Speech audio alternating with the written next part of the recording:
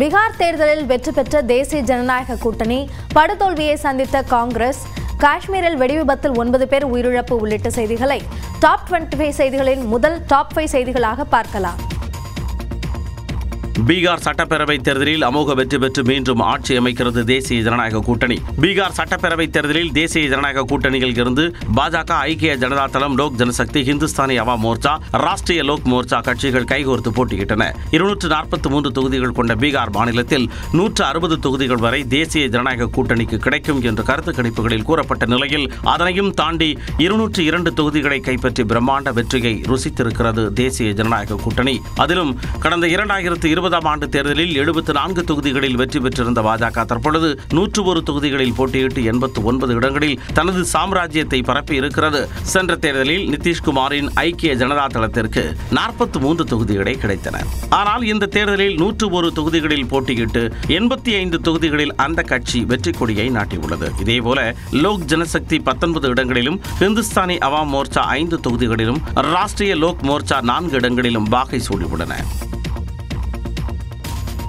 பீகார் தேர்தலில் மிக பெரும் பின்னடைவை சந்தித்து மோசமான தோல்வியை சந்தித்துள்ளது மகாகத்பந்தன் கூட்டணி. Rashtriya Janata Dal, Congress, CPI ML, CPI, CPM, Vikas Insaan, IIP கட்சிகள் ஒன்று சேர்ந்து போட்டியிட்ட நிலையில் அந்த கூட்டணிக்கு வெறும் 35 இடங்கள் மட்டுமே கிடைத்துள்ளன. 2020 ஆண்டு தேர்தலில் 75 இடங்களில் வெற்றி பெற்றிருந்த ராஷ்டிரிய ஜனதா தளம் கட்சி இந்த முறை 143 தொகுதிகளில் போட்டியிட்டு 25 இடங்களில் மட்டுமே வெற்றி பெற்றுள்ளது.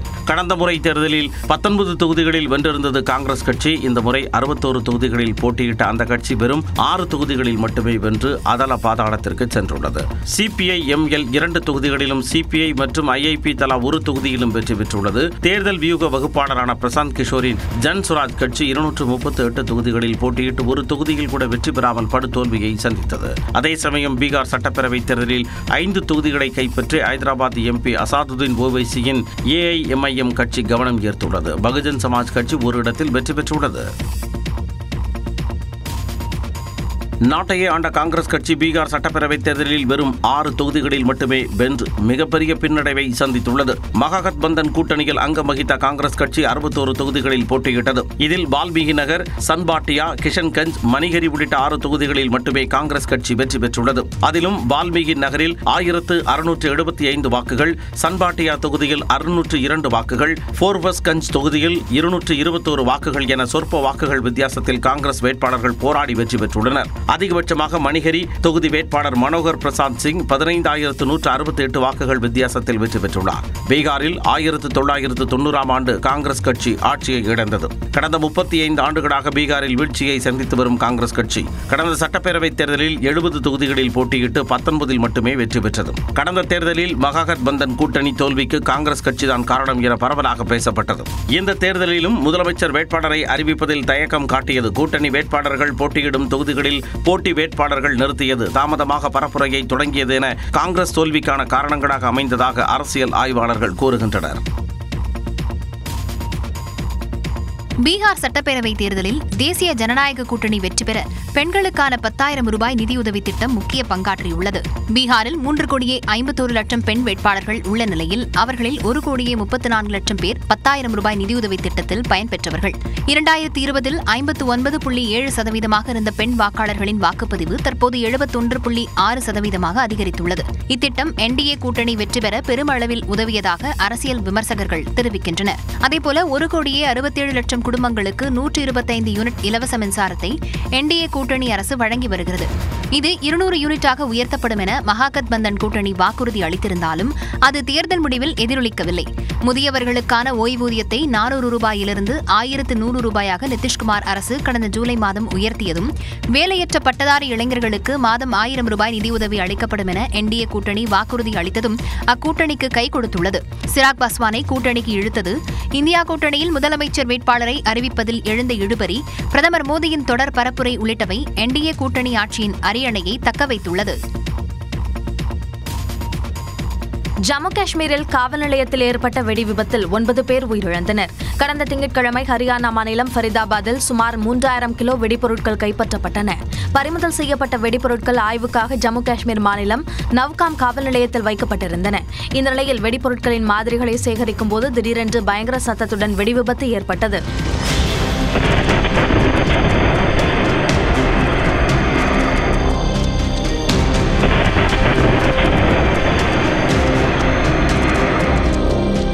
தடயவியல் நிபுணர்கள், காவல் அதிகாரிகள் உட்பட 9 பேர் உயிரிழந்தனர்.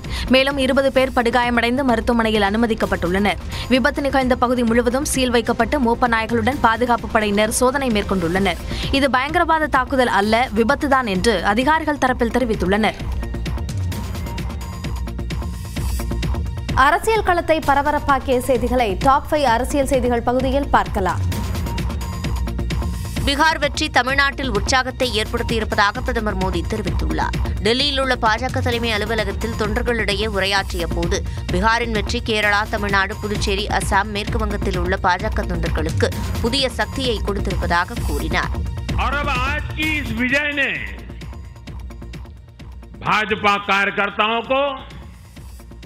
केरला, तमिलनाडु, पुडुचेरी, असम और पश्चिम बंगाल में भी नई ऊर्जा से भर दिया है. मैं बंगाल के भाइयों बहनों को भी आश्वस्त करता हूं, अब भाजपा आपके साथ मिलकर पश्चिम बंगाल से भी जंगल राज को उखाड़ फेंकेगी. மேற்கு வங்கத்தில் பாஜகவின் வெற்றிக்கு பீகார் வழிவகுத்துள்ளதாகவும் தெரிவித்தார். பீகாரின் தேர்தல் முடிவு ஆச்சரியமளிக்கிறது என்று மக்களவை எதிர்க்கட்சித் தலைவர் ராகுல் காந்தி கருத்து தெரிவித்துள்ளார். பீகார் தேர்தலில் தேசிய ஜனநாயக கூட்டணி 202 தொகுதிகளிலும், மகாகத்பந்தன் கூட்டணி 35 தொகுதிகளிலும் வெற்றி பெற்றன. 61 இடங்களில் போட்டியிட்ட காங்கிரஸ் வெறும் 6 இடங்களில் வெற்றி பெற்றது. இந்நிலையில் பீகார் தேர்தல் தோல்வி தொடர்பாக காங்கிரஸ் எம்பி ராகுல் காந்தி வெளியிட்டுள்ள எக்ஸ் தளப்பதிவில் தங்கள் கூட்டணி மீது நம்பிக்கை வைத்த பீகாரில் உள்ள லட்சக்கணக்கான வாக்காளர்களுக்கு மனமார்ந்த நன்றியை தெரிவித்துள்ளார். பீகாரில் இந்த முடிவு உண்மையிலேயே ஆச்சரியமளிப்பதாகவும் ஆரம்பத்திலிருந்தே நியாயமற்ற முறையில் நடந்த தேர்தலில் தாங்கள் வெற்றி பெற முடியவில்லை என்றும் கூறியுள்ளார். அரசியல் அமைப்பு மற்றும் ஜனநாயகத்தை பாதுகாப்பதற்கான போராட்டம் இது என்று குறிப்பிட்டுள்ள ராகுல் காந்தி, காங்கிரஸ் கட்சியும் இந்தியா கூட்டணியும் இந்த முடிவை ஆழமாக மதிப்பாய்வு செய்து ஜனநாயகத்தை காப்பாற்ற தங்கள் முயற்சிகளை இன்னும் திறம்பட செய்யும் என்றும் தெரிவித்துள்ளார்.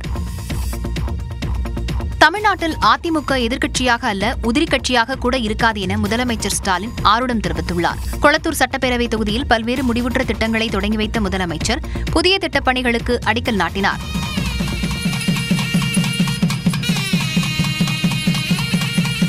பின்னர் கொளத்தூர் சட்டமன்ற உறுப்பினர் அலுவலகத்தில் திமுக பாக முகவர்களுக்கு முதலமைச்சர் ஸ்டாலின் நலத்திட்ட உதவிகளை வழங்கினார். மேடையில் பேசிய முதல்வர் SIR குறித்து குறிப்பிட்டு பேசினார். மக்கள் ஒவ்வொருத்தருக்கும் நாங்கள் இந்தியாவுடைய குடிமக்கள் தான் என்று நிரூபிக்க வேண்டிய ஒரு சூழ்நிலையில, ஒரு கட்டாயத்தில் இன்றைக்கு இருந்து கொண்டிருக்கிறோம். காரணம், தேர்தல் ஆணையம் அப்படிப்பட்ட ஒரு பெரும் சுமையை நம் மீது சுமத்தி இருக்கிறது. தொடர்ந்து பேசிய அவர், கேரளாவில் ஆளுங்கட்சியோடு சேர்ந்து எதிர்க்கட்சியும் SIRக்கு எதிர்ப்பு தெரிவிப்பதாக குறிப்பிட்டு அதிமுகவை கடுமையாக சாடினார். ஆனா தமிழ்நாட்டில் ஒரு எதிர்க்கட்சி ஒன்று இருக்கு, அது எதிர்க்கட்சியாக இல்லை. இப்படியே போயிட்டு இருந்தா அவங்க எதிர்க்கட்சியாக மட்டும் உதிரி கட்சியாக கூட இருக்க முடியாத ஒரு சூழ்நிலை ஏற்படும். SIRஐ ஆதரித்து அதிமுக உச்சநீதிமன்றம் சென்றது வெட்கக்கேடானது எனவும் முதலமைச்சர் MK ஸ்டாலின் விமர்சித்தார். அரசின் தலையீட்டால் தமிழ்நாட்டில் வாக்காளர் சிறப்பு தீவிர திருத்த பணிகளில் சுரக்கம் ஏற்பட்டுள்ளதாக அதிமுக பொதுச் செயலாளர் எடப்பாடி பழனிசாமி குற்றம் சாட்டியுள்ளார். சேலம் விமான நிலையத்தில் செய்தியாளர்களிடம் பேசிய அவர், SIR பணிகள் முறையாக மேற்கொள்ளப்பட வேண்டும் என்றார். ஆனால் தமிழகத்தில் இந்த SIR பணி பல்வேறு மாவட்டங்களிலும், சென்னை மாநகரம் பல்வேறு மாநகராட்சியிலும் சுணக்கமாக இருந்து கொண்டிருக்கின்றன. இதற்கு காரணம் அரசாங்கம் இதிலே தலையிடுகிறது. SIR பணிகள் குறித்து திமுக உள்ளிட்ட இந்தியா கூட்டணி கட்சிகளின் குற்றச்சாட்டுகளை பீகார் மக்கள் ஏற்கவில்லை எனவும் அவர் குறிப்பிட்டார். இந்திய கூட்டணியைச் சேர்ந்தவர்கள் பீகார் தேர்தலுக்கு முன்பாக எவ்வளவு விமர்சனங்களை வைத்தார்கள். SIR நடைபெறுகிறது ஒரு மோசடி என்றெல்லாம் குற்றம் சுமத்தினார்கள். உண்மையான வாக்காளர்கள் வாக்காளர் பட்டியலில் இடம்பெற வேண்டும் என்று மக்கள் விரும்புகின்றார்கள். தேசிய ஜனநாயக கூட்டணி மிகப்பெரிய வெற்றி பெற்று சரித்திர சாதனை படைத்திருக்கிறது என்றும் எடப்பாடி பழனிசாமி கூறினார். போடி தொகுதியை திமுக கூட்டணி வசப்படுத்த வேண்டும் என முதலமைச்சர் அறிவுறுத்தியதாக தகவல் வெளியான நிலையில் அந்த கனவு பலிக்காது என முன்னாள் முதலமைச்சர் ஓ பன்னீர்செல்வம் தெரிவித்துள்ளார். சென்னை அண்ணா அறிவாலயத்தில் நடைபெற்ற திமுக நிர்வாகிகளுடனான ஆலோசனையின் போது முதலமைச்சர் பல்வேறு அறிவுறுத்தல்களை வழங்கினார். குறிப்பாக ஓ பன்னீர்செல்வம் சட்டமன்ற உறுப்பினராக உள்ள போடி தொகுதியை திமுக இம்முறை கைப்பற்ற வேண்டும் என அத்தொகுதி நிர்வாகிகளிடம் அவர் தெரிவித்ததாக கூறப்படுகிறது. இந்நிலையில் இதுகுறித்து மதுரை விமான நிலையத்தில் செய்தியாளர்களை சந்தித்த ஓ பன்னீர்செல்வம் பதிலளித்தார்.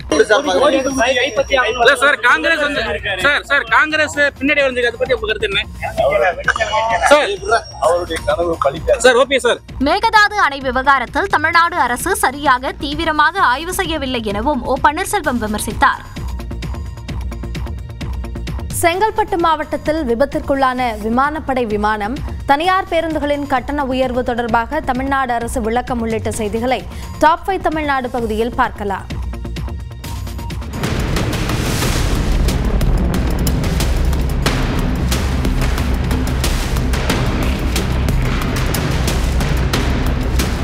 திருப்போரூர் அருகே விபத்துக்குள்ளான விமானப்படை விமானத்தின் கடைசி நிமிட வீடியோ காட்சிதான் இது. விமானப்படைக்கு சொந்தமான பிலாட்டஸ் C7 ரக பயிற்சி விமானம் இந்திய விமானப்படை விமானி மூலமாக சென்னையை அடுத்த தாம்பரம் விமானப்படை தளத்திலிருந்து இயக்கப்பட்டது.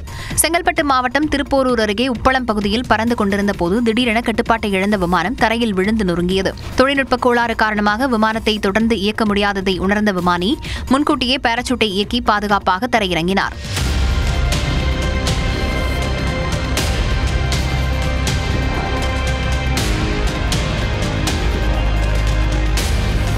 பாராசூட் மூலமாக தரையிறங்கிய விமானி இந்திய விமானப்படையினர் மூலம் பத்திரமாக மீட்கப்பட்டு அழைத்துச் செல்லப்பட்டார். விபத்திற்கான காரணம் குறித்து விசாரிக்க விமானப்படை உத்தரவிட்டுள்ளது. தனியார் பேருந்துகளின் கட்டண உயர்வு குறித்து அடுத்த மாதம் 30ஆம் தேதிக்குள் முடிவெடுக்கப்படும் என சென்னை உயர்நீதிமன்றத்தில் தமிழ்நாடு அரசு தெரிவித்துள்ளது. தமிழ்நாடு பேருந்து ஆபரேட்டர்கள் சங்கங்களின் கூட்டமைப்பின் சார்பில் சென்னை உயர்நீதிமன்றத்தில் மனு தாக்கல் செய்யப்பட்டிருந்தது. அதில் டீசல் விலை உயர்வு மற்றும் இலவச பயண பாஸ்கள் உள்ளிட்டவற்றால் தனியார் பேருந்து கட்டணத்தை மாற்றியமைக்க அரசுக்கு உத்தரவிட வேண்டும் என்று கோரிக்கை வைக்கப்பட்டது. இந்த வழக்கு நீதிபதி வி. லட்சுமி நாராயணன் முன்பு விசாரணைக்கு வந்தபோது இதுவரை 950 பரிந்துரைகள் வந்துள்ளதாக தமிழ்நாடு அரசு தரப்பில் தெரிவிக்கப்பட்டது. மேலும் இந்த கோரிக்கைகளை ஆய்வு செய்வதற்கான கூட்டத்தை நடத்தி இறுதி உத்தரவு டிசம்பர் 30ஆம் தேதிக்குள் பிறப்பிக்கப்படும் என்றும் உறுதியளிக்கப்பட்டது. அரசின் உத்தரவாதத்தை பதிவு செய்த நீதிபதி வழக்கை முடித்து வைத்ததுடன் அரசு எடுக்கும் இறுதி முடிவை வரும் ஜனவரி 6ஆம் தேதி தாக்கல் செய்ய உத்தரவிட்டார். நிதி நிறுவன மோசடி வழக்கில் சரணடைந்த தேவநாதன் யாதவ் வரும் 24ஆம் தேதி வரை நீதிமன்ற காவலில் சிறையில் அடைக்கப்பட்டுள்ளார். சென்னை தி மயிலாப்பூர் இந்து பெர்மனன்ட் ஃபண்ட் நிதி நிறுவனத்தில் முதலீடு செய்த பலரிடம் கோடிக்கணக்கில் பண மோசடி செய்ததாக தொடரப்பட்ட வழக்கில் தேவநாதன் யாதவ் கைது செய்யப்பட்டு சிறையில் அடைக்கப்பட்டிருந்தார். பின்னர் 100 கோடி ரூபாயை விசாரணை நீதிமன்றத்தில் வைப்பு தொகையாக செலுத்த வேண்டும் என்பன உள்ளிட்ட நிபந்தனைகளுடன் உயர்நீதிமன்றம் ஜாமீன் வழங்கியது. ஆனால் உயர்நீதிமன்ற உத்தரவின்படி நிபந்தனையை நிறைவேற்றவில்லை என பாதிக்கப்பட்ட முதலீட்டாளர்கள் முறையிட்டனர். முறையீட்டை ஏற்றுக்கொண்ட உயர்நீதிமன்றம் தேவநாதன் யாதவை கைது செய்து ஆஜர்படுத்த காவல்துறைக்கு உத்தரவிட்டிருந்தது. இந்நிலையில் தேவநாதன் யாதவ் சென்னை நிதி நிறுவன மோசடி வழக்குகளை விசாரிக்கும் சிறப்பு நீதிமன்ற நீதிபதி முருகானந்தம் முன்பாக சரணடைந்தார். இதனைத் தொடர்ந்து தேவநாதனை வரும் 24ஆம் தேதி வரை நீதிமன்ற காவலில் சிறையில் அடைக்க நீதிபதி உத்தரவிட்டார். சென்னையில் வளர்ப்பு நாய்களுக்கு உரிமம் பெறுவதை கட்டாயமாக்கி பிறப்பித்த உத்தரவை எதிர்த்த வழக்கில் வரும் 25ஆம் தேதி விளக்கம் அளிக்க மாநகராட்சிக்கு சென்னை உயர்நீதிமன்றம் உத்தரவிட்டுள்ளது. வரும் 24ஆம் தேதிக்குள் வளர்ப்பு நாய்கள் குறித்த விவரங்களை பதிவு செய்து உரிமம் பெற வேண்டும் எனவும், பதிவு செய்யப்படாமல் பிராணிகளை வைத்திருந்தால் 5000 ரூபாய் அபராதம் விதிக்கப்படும் எனவும் சென்னை மாநகராட்சி தெரிவித்திருந்தது. இந்த உத்தரவுகளை எதிர்த்து இந்திய கால்நடைகளுக்கான மக்கள் அமைப்பு சார்பில் சென்னை உயர்நீதிமன்றத்தில் வழக்கு தாக்கல் செய்யப்பட்டுள்ளது. உரிமம் இல்லாமல் நாய்கள் வைத்திருந்தால் அபராதம் விதிக்கப்படும் என்ற அறிவிப்பின் மூலம் கைவிடப்படும் நாய்களின் எண்ணிக்கை அதிகரிக்கும் என மனுதாரர் தரப்பில் அச்சம் தெரிவிக்கப்பட்டுள்ளது. இந்த வழக்கு நீதிபதி வி. லட்சுமி நாராயணன் முன்பு விசாரணைக்கு வந்தபோது சென்னையில் 1 லட்சம் வளர்ப்பு நாய்கள் இருப்பதாகவும் அவற்றில் 31000 நாய்கள் பதிவு செய்யப்பட்டிருப்பதாகவும் மாநகராட்சி தரப்பில் தெரிவிக்கப்பட்டது. இதனைத் தொடர்ந்து 69000 நாய்களை வரும் 24ஆம் தேதிக்குள் பதிவு செய்ய முடியுமா என நீதிபதி கேள்வி எழுப்பினார். விண்ணப்பிப்பதற்கான கால அவகாசத்தை நீட்டிப்பது குறித்து பின்னர் முடிவெடுக்கப்படும் என மாநகராட்சி தரப்பில் தெரிவிக்கப்பட்டது. இதையடுத்து மனுதாரர் எழுப்பியுள்ள பிரச்சினைகள் குறித்து விளக்கம் அளிக்கும்படி மாநகராட்சிக்கு உத்தரவிட்ட நீதிபதி வழக்கு விசாரணையை வரும் 25ஆம் தேதிக்கு தள்ளி வைத்தார். நாமக்கல்லில் 2021ஆம் ஆண்டுக்கு பிறகு முட்டை விலை உச்சம் தொட்டு ₹5.90 நிர்ணயம் செய்யப்பட்டுள்ளது. தேசிய முட்டை ஒருங்கிணைப்பு குழுவின் நாமக்கல் மண்டல ஆலோசனைக் கூட்டம் நடைபெற்றது. இதில் கோழி பண்ணையாளர்களிடம் முட்டை விலை நிலவரம் தொடர்பான கருத்துக்கள் கேட்கப்பட்டன. அப்போது தொடர்ச்சியாக பிற மண்டலங்களில் விலை மாற்றம் செய்யப்படுவது, சத்துணவு வெளிநாடுகளுக்கு ஏற்றுமதியால் உள்நாட்டு சந்தையில் முட்டைக்கு ஏற்படும் தேவை உள்ளிட்ட காரணங்களை குறிப்பிட்டு விலை மாற்றம் செய்ய பரிந்துரைக்கப்பட்டது. இதையடுத்து முட்டையின் பண்ணை கொள்முதல் விலையானது மேலும் 5 காசுகள் உயர்த்தப்பட்டு ₹5.90 தேசிய முட்டை ஒருங்கிணைப்பு குழுவால் அறிவிக்கப்பட்டது. கடந்த 4 நாட்களில் மட்டும் 30 காசுகள் வரை முட்டையின் விலை உயர்ந்துள்ளது குறிப்பிடத்தக்கது. சில்லறை விற்பனையில் அதிகபட்சமாக ஒரு முட்டை ₹7 வரை விற்கப்படும் நிலையில் விரைவில் அதன் விலையும் உயரக்கூடும் என அஞ்சப்படுகிறது. லைகா பட நிறுவனத்திற்கு ₹21 கோடி கடனை வட்டியுடன் திருப்பிச் செலுத்துமாறு பிறப்பித்த உத்தரவை எதிர்த்து நடிகர் விஷால் தாக்கல் செய்த மனு மீதான விசாரணையிலிருந்து விலகுவதாக உயர்நீதிமன்ற நீதிபதி ஜெயச்சந்திரன் அறிவித்தார். நடிகர் விஷால் தன்னுடைய பட தயாரிப்பு நிறுவனத்திற்காக கோபுரம் பிலிம்ஸ் நிறுவனத்திடம் பெற்ற ₹21 கோடியே 29 லட்சம் கடனை லைகா நிறுவனம் செலுத்தியது. அந்த தொகையை வழங்கும் வரை விஷால் பட நிறுவனத்தின் அனைத்து படங்களின் உரிமைகளையும் தங்களுக்கு வழங்குவது என்று லைகா நிறுவனம் ஒப்பந்தம் மேற்கொண்டது. இந்த ஒப்பந்தத்தை மீறி படங்களை வெளியிட்டதாக கூறி பணத்தை திருப்பித் தர விஷாலுக்கு உத்தரவிடக் கோரி லைகா நிறுவனம் சென்னை உயர்நீதிமன்றத்தில் வழக்கு தொடுத்தது. அந்த வழக்கில் லைகா நிறுவனத்திற்கு வழங்க வேண்டிய தொகையை 30% வட்டியுடன் விஷால் திருப்பி செலுத்த உத்தரவிடப்பட்டது.